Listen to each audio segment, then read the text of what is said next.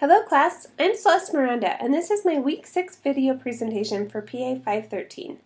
In this video I'm going to cover the 3 most important ideas, concepts, and theories that I have found throughout this course and how I plan to implement them in my current and future careers. From the week 5 discussion, I found the most important idea of how unintended public policy consequences can sometimes arise. For this topic, I chose to talk about the consequence of many lives lost for the public policy implementation of border control on the U.S.-Mexico border. There have been multiple policies and programs in place, both past and present, to help control entry into the U.S. However, an unintended consequence of these policies and programs have been an increased number of deaths that have happened at the border. With applying stronger border control enforcements, it has resulted in unauthorized migrants choosing areas with more hazards and increased the demand for smugglers to offer services to these people.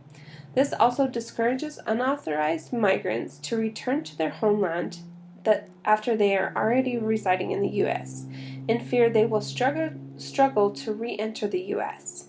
I was able to find alarming data of the number of deaths, which result in an average of 4,000 fatalities each year from the years that data was recorded since 2014 for migration routes throughout the country.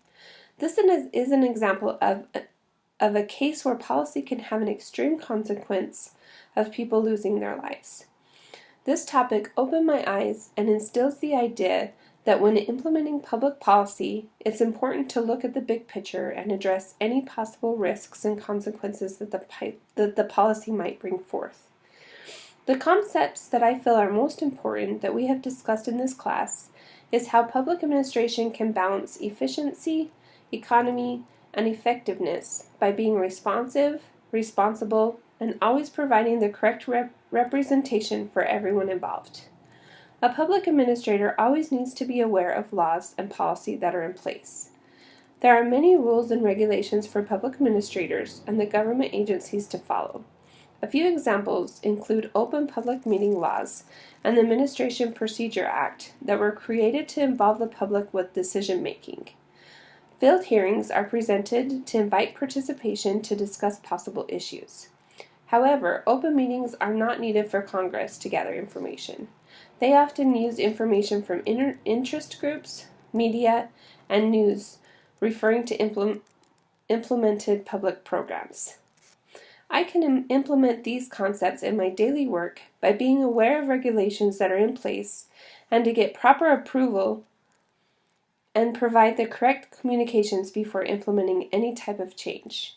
It can be hard to change opinions of people that have been negatively impacted and to regain trust when it has been lost. It's best to implement accountability from the beginning, and the possibilities of having a more balanced government will help gain the trust of citizens from the beginning. There are many theories that help explain the importance of public administration and how policies affect citizens.